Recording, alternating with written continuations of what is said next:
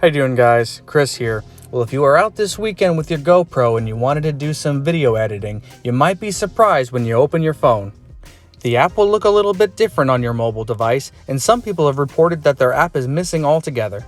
If you can't find the GoPro App icon, look for the Quik icon. Your phone may have already conducted an automatic update. This new app update is about a week old, so if your phone has been connected to Wi-Fi, you most likely already have this new update.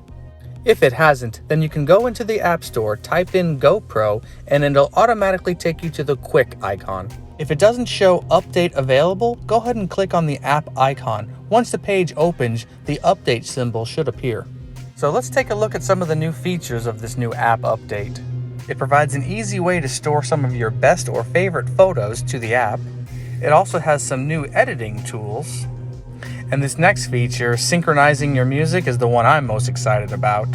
The app also gives you the ability to sync with your camera roll, text messages, or other messaging devices.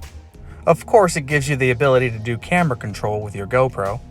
And now it even works with 360-degree footage. So if you're like me and you have almost 3,000 videos and pictures to go ahead and sort through, then you need to get this update. We could all use some more file organization in our lives. Okay guys, thanks for watching, and don't forget to like and subscribe.